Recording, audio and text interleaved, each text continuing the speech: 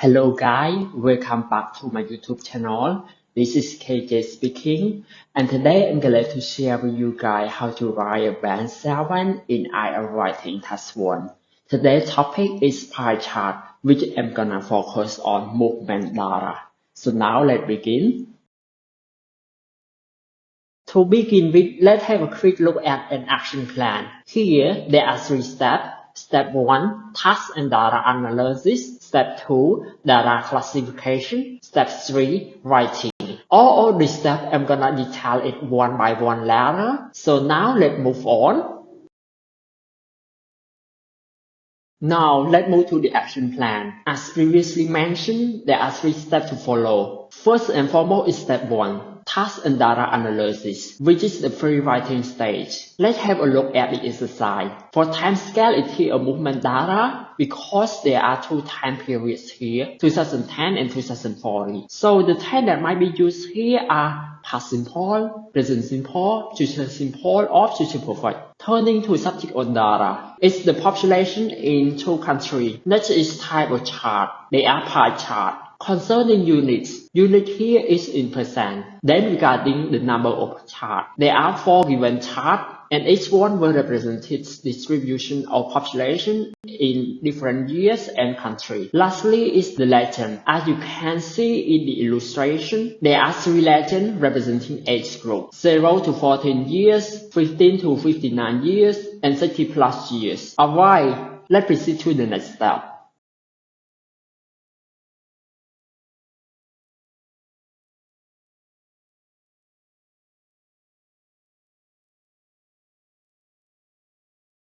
Step 2, data classification. There are 3 crucial items here: trend, grouping, and exception. First of all, trend.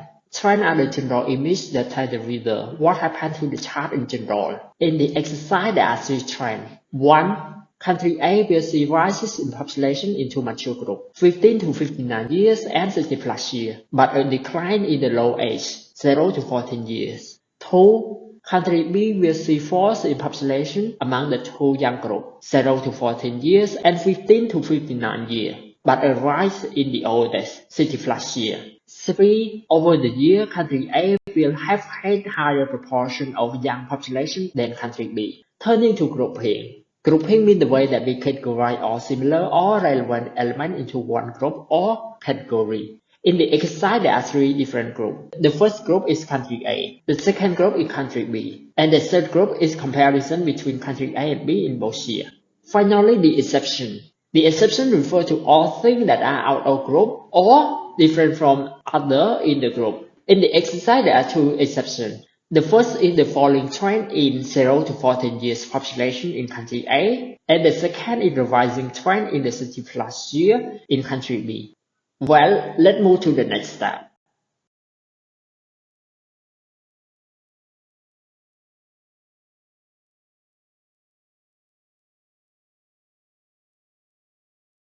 Step 3, writing. Here I divided the writing task into 4 sections: introduction, trend, feature, and summary. First, let's begin with the introduction. To utilize time efficiently, your introduction should be merely a paraphrase of the question. Please keep it short and precise. Let's learn how to write a straightforward introduction altogether. The question is, the chart below gives information about the populations of 2 countries, A and B, in 2010 and 2040 split by age. So how did I paraphrase this? I paraphrase it as, the pie chart compares distributions of population from 2 nations by age in different years. As you see, I employ other words that still maintain an identical meaning to the question. For example, I use the word pie chart instead of chart. I use the word compare instead of give. I use the word distributions of population instead of information about the population. I use the word from 2 nations instead of 2 countries A and B. And finally, I use the word different year instead of 2010 and 2040.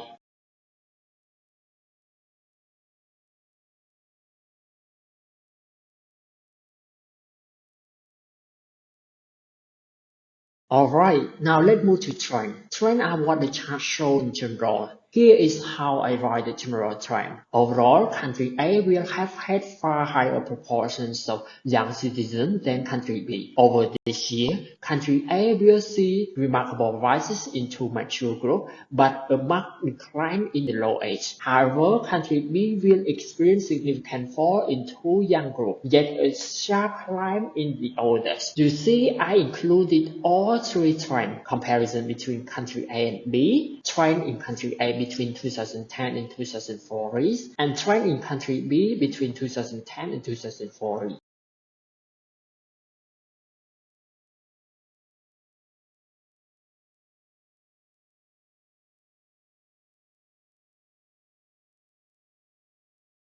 Next, main feature. Here are some strategies to deal with pie chart with movement data. First, you should focus your writing on one specific item or category before moving to another. Then, in each item or category, you should begin your writing from the earliest to the latest period orderly. Next, please remember to include trend over periods such as rising, falling, constant, or fluctuating. As always, please present data from the most to the least significant orderly, so reader will find it easier to follow. Also, try to include both grouping and exception into the report. The last tip is to compare the trend across the item or category where relevant. In the exercise, I will begin the writing with country A first by kicking off the early year. Then I will present data from the highest to the lowest, 50%, 45%, and 5% serially. Similarly, I will proceed to the 2040 projections such as 56%, 35%, and 9% by including trend over this period in each age range, with rising trend for 15 to 59 years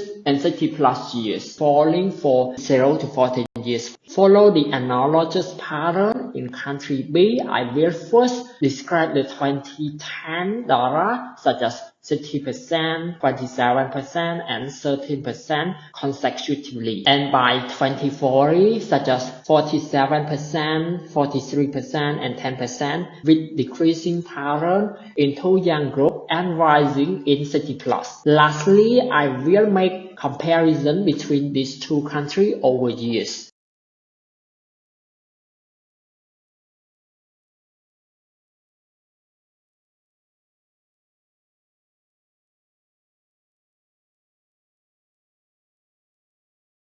The first main feature is country A. As you can see, I use clear opening in country A and in 2010 to guide reader what and when I was writing about.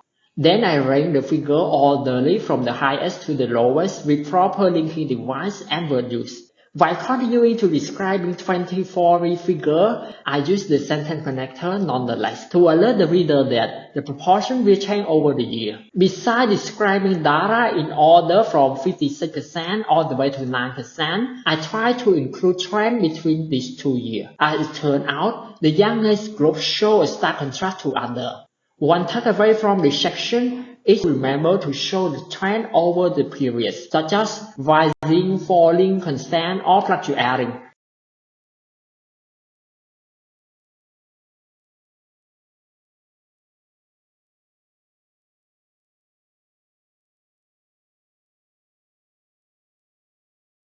The second main feature is country B. Follow the similar strategy to the previous one. I use clear opening, turning to country B and in the beginning to signalize the reader attention to move to the next category in 2010 period. In 2010, I presented data from 60% to 13% orderly with playful use of advanced vocabulary such as slim majority, resident, staying at, come closer, and the lead proportion. Then I move on to the next period by using the word predicted time rather than 2040. Moreover, in each age range, I always show the trend with a wider range of word use, such as diminish dramatically, approximately doubling, and marginal curtailment. Among these, the senior is an exception because it shows a rising trend while others appear decreasing. One takeaway from this section is to use an abundance of advanced vocabulary.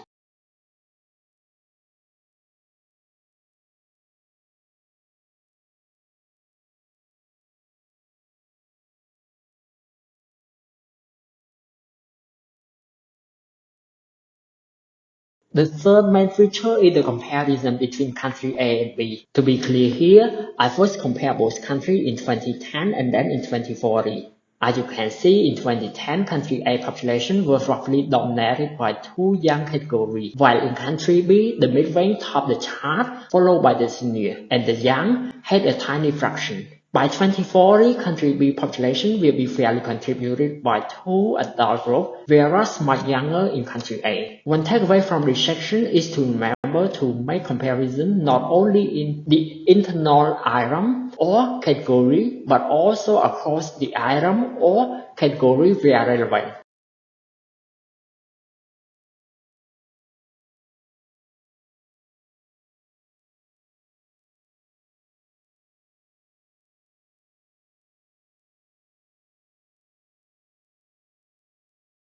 Finally, the last part of a report writing is a summary. In a report writing, if you fail to include trend earlier, or your trends are not fully covered the general image of the given chart, you should utilize the summary section to recap the general trend of the given chart. Nonetheless, in this practice, since the general trend is clearly presented, it is not much worth writing a summary. Rather, you should utilize the remaining time to double-check grammatical error and sentence structure.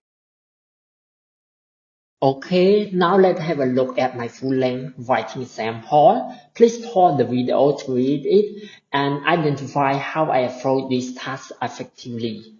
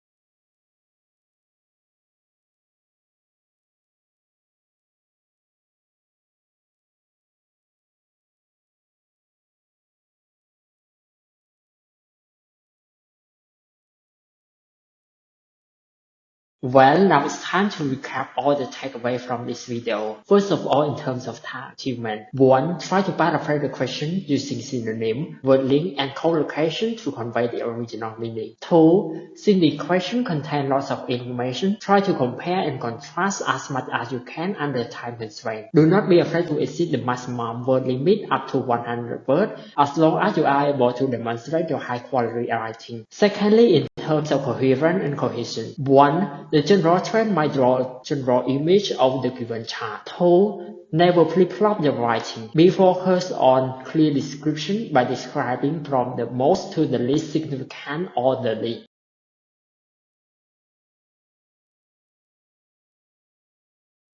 Third, lexical resource. Try to maximize your vocabulary bank and practice them more frequently, so that you will be able to show off your Band 7 plus vocabulary in an actual test. You may learn to broaden your IELTS writing task 1 vocabulary by classifying each word into lists or groups, as you can see the following sample.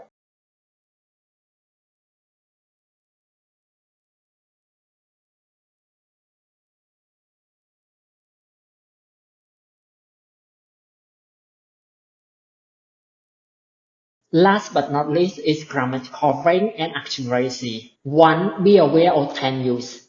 Here we use past simple to describe past event in 2010, future simple to describe the projection in 2040, and future perfect to describe continuation to the future event.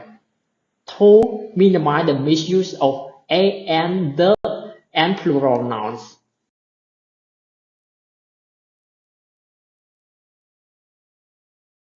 Well, now it's come to the end of the section. Thank you so much for watching. See you later.